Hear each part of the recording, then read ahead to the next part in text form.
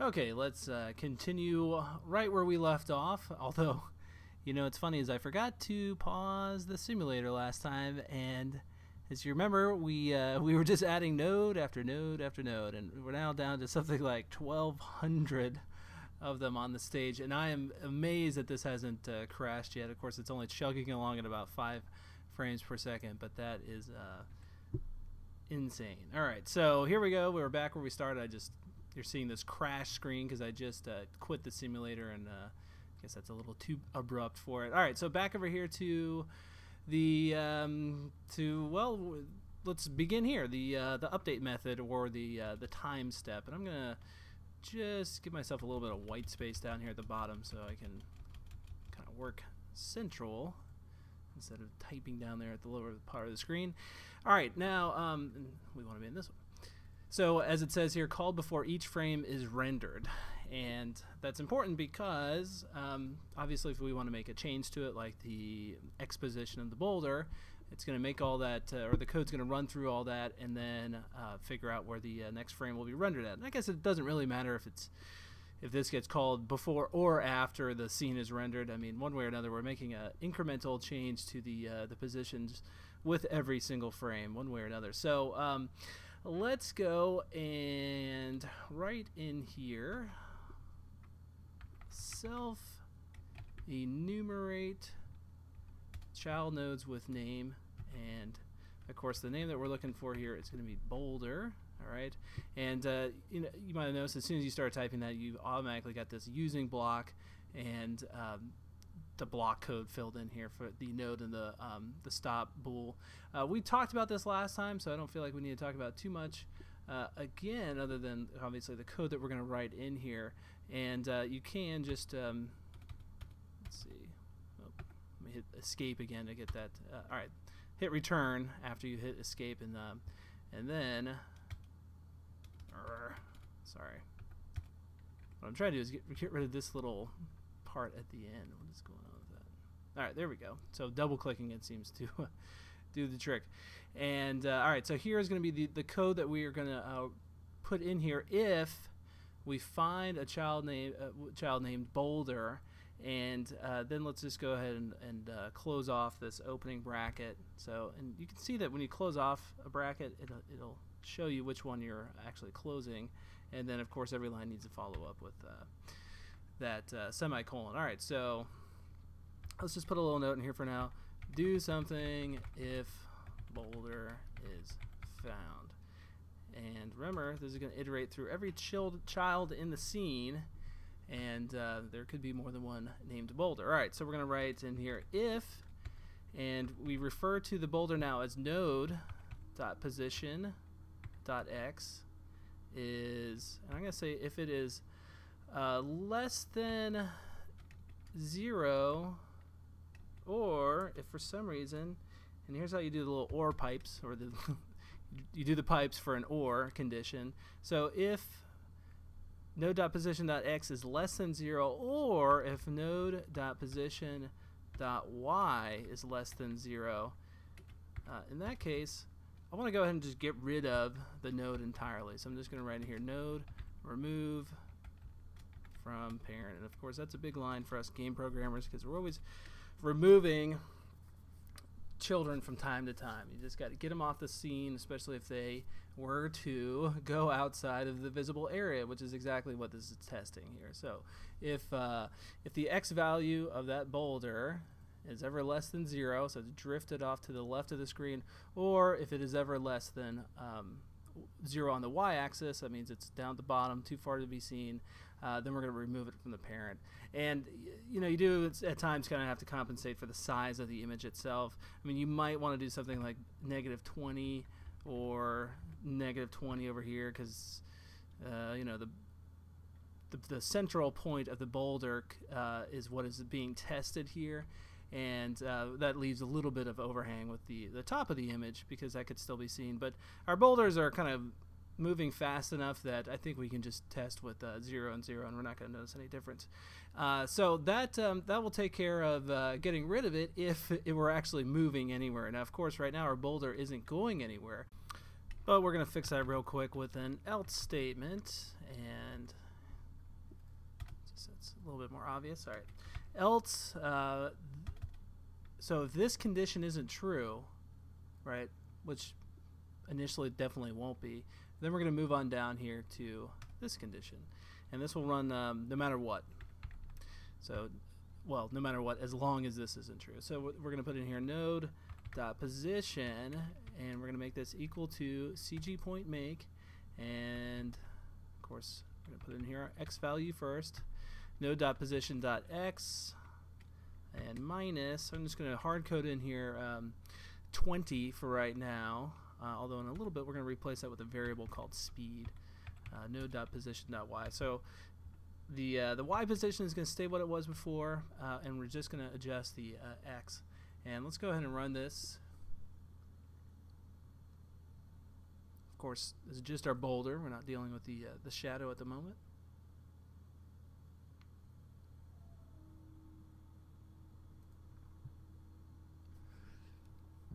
It must be a Monday for this simulator. It is slow to start up. Had a wild weekend, I guess.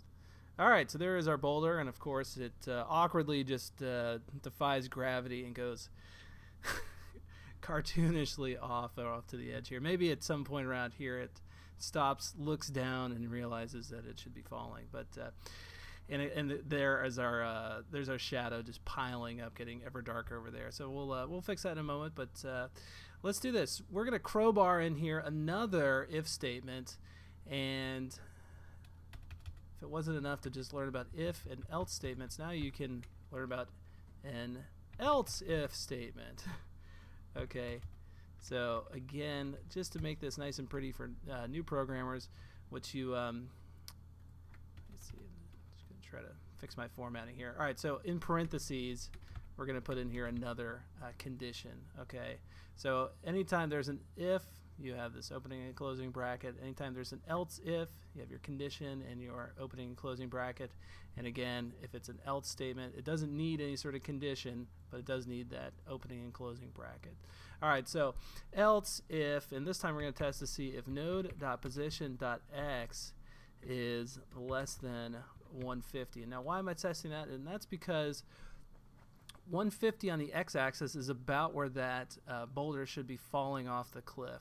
So if that's the case, so if it's gone less than that, we're going to write in here node.position, and I can just keep some of what I had before. Node.position, let's slow it down a little bit on the x, so let's maybe make it 5 now, less for each frame, and then let's start descending it on the y-axis as well. So we'll put in here, just 30 pixels.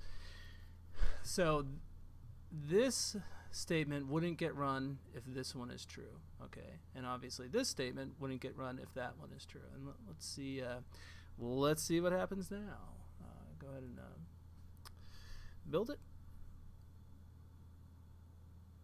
and it falls right off.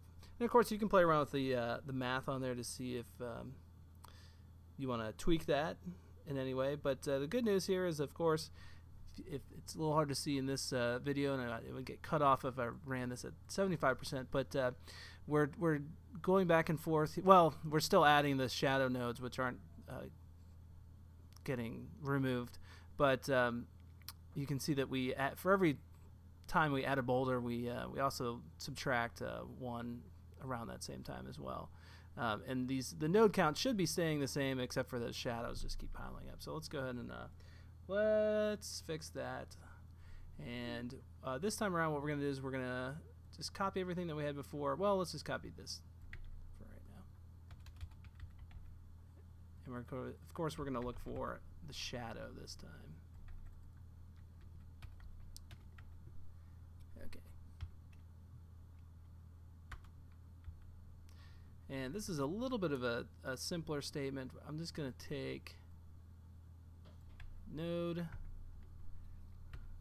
dot position, or node dot position, and we're just going to subtract it by 20 each time.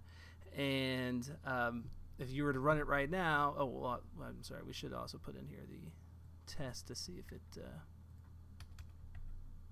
gets lower than 0 on the x. There we go. So now this is always going to be going off on the x-axis. and eventually it'll get removed. So our node count should now stay about even. Now, obviously, the problem we need to fix is that, see, 5 nodes, back down to 3 nodes. 5 nodes, back down to 3 nodes. The problem we need to fix is that shadow is just going off on its own. And this is actually relatively easy. What we'll do is now say that instead of 0, if the shadow makes it to 150 or less, we're going to remove it from the parent. All right. And of course, at that point, this would never get run again for that particular shadow if it was removed. But it kind of abruptly will go off if we just leave it like that. So what I'm going to do is I'm going to put in here another else if statement. I'm going to say if node.position.x is less than 300. Okay. In that case, what I want the node to do is take its alpha value. Oops. And we're going to make node.alpha times 0.5. Okay. And what we should see happen is, at least over a few, 2 or 3 frames, the alpha of the shadow is just going to go down by half, by half, by half. And let's see how that looks. So again, at about 300 pixels, it's going to start kind of evaporating. And there you go. Bye-bye. All right, we got plenty of time left in this video, so let's keep it going here. If and down here, this is an if statement outside of our big if-else if statement up there. So let's just say outside, or above. There we go. That makes sense. And then I'll put a little comma. We will test for a collision. All right, so if, and inside of here we're going to write character intersects node and node. Oops. And that's all we need to do to test a collision. Now, what's the error right here? Well, inside of this method, or inside of our update method, it has no idea what character is, all right? Because we haven't done anything prior to this to establish that there is a instance variable called character. But that is easy enough to fix. Let's go over here and write sk node character equals self child node with name character. And actually, in my notes for this, I'm setting up a instead of an SK node, an SK Sprite node. But what I want to do is see if this all works fine, and then in a separate video talk to you guys a little bit about casting. And if you're not familiar with that term, well, pay special attention to that specific video. But I think this should work for our purposes, at least for right now. And what I want to do is just put an NSLog statement in here that says intersection occurred. And now let's give this a chance to run, see if it actually is running just fine. The way this intersects node method works is that it's going to test the frame around the objects, in which case is really just the rectangular area of the 2 images. And it's not the most accurate way of testing something, because there we go, that worked. Because the frame around this image is maybe not cropped as tight as it could be, and as we know, it has a little bit of data up there as well. So, well, in the boulder is pretty good because it's a tight square around the circle, okay, and the part furthest out, image data wise, of the circle is right up against the cropping of the screen. So that one's okay. It's probably our little guy that could be better off with an exact sort of, or a more exact shape just around him. But again, this is just kind of a demo game, and that would be something that would could easily be solved with by implementing the physics engine inside of Sprite Kit, and something that we'll we'll look at down the road. But again, for now, let's just go with this. All right, so we know for sure that intersection occurs, and we see that right down here. The big thing to note is that it occurs many times for each step or each frame that boulder encounters the character. And if well, in this case, we would probably just want to test the initial intersection of it and then prevent the code from running whatever we put in here multiple times. Because let's suppose we or you can only get hit by the boulder 3 times. Well, that 3 times would happen right away with just one boulder hitting you if we're not careful. So let's do this. Let's put in here a method called self do damage, and then we are going to well, let's just leave that as is for right now. And of course the error that we're getting here is that it has no idea what we're talking about. So let's come down here and write void do damage.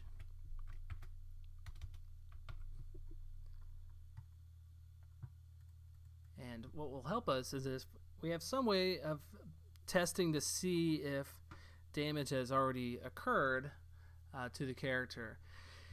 And here's where we'll head back over to our header file, and I'm going to put inside of here, or I'm going to actually include an opening and closing bracket after our at interface, and I'm going to put it right in bool and is damaged.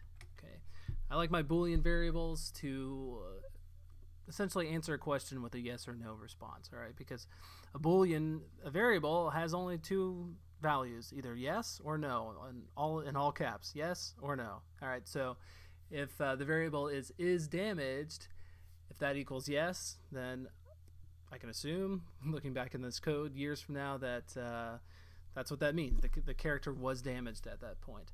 And by default, all Boolean variables are going to equal no. But if you want to, what you can do is you can come over here to the very top of your file in your init statement, and let's do this. Let's put a little note in here that says set up initial variables, or maybe we should say define. All right, so is damaged equals no, and by default there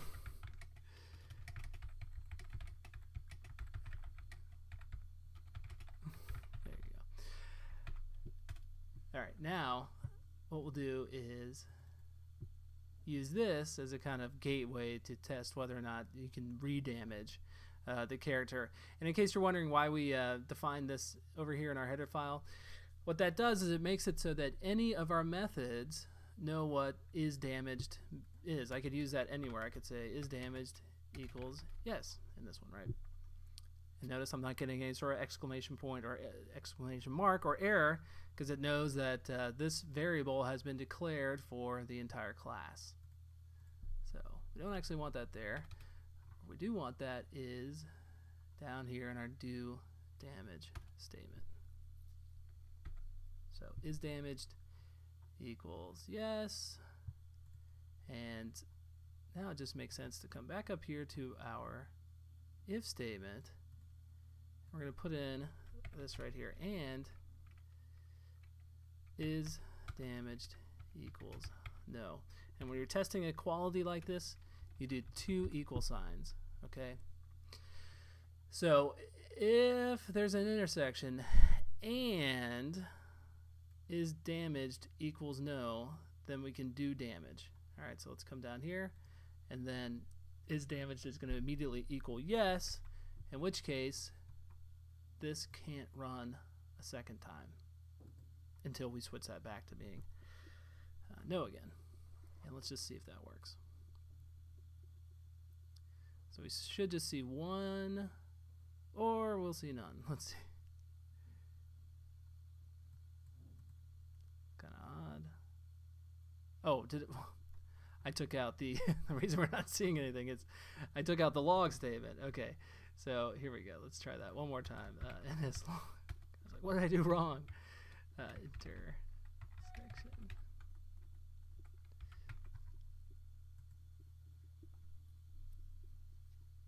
think the simulator's gotten some coffee in it. It's running a bit faster now. Okay, so, and there you see that it's run that one time, and it's never going to run again because we're not doing anything inside of here that switches this back to no. That is an easy fix, though, because what we can do is write void damage done is damaged. We'll go back to being no, and we could go steal some of our code that we've already written, which would be, let's go all the way up to the top, perform selector after delay. So we could put in here, oops, wrong one. We could put here self perform selector. This time we want to do damage done with the object nil. We don't need any other objects. And let's just make the delay 1 second. Okay, so 1 second after hitting the character, we'll switch damage back to being no. And let's give this a little test before we wrap up this video.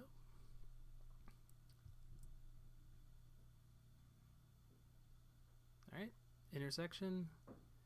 And let's wait for the next boulder to come out, and sure enough we got our intersection again, so that little switch is working. I'm going to leave this where we're at for now, because ultimately what I want to do is perform this selector with an action, and I want to do quite a bit more with inside of this do damage statement. But we've kind of got the structure now set up for our game, and I want to kind of digress a little bit and talk to you guys a bit about casting, and that'll be focusing in on this line of code. It's an important concept, and it's not going to take us much more than a few minutes to discuss. I just want to do it in a brand new video. Alright, so I'll see you there.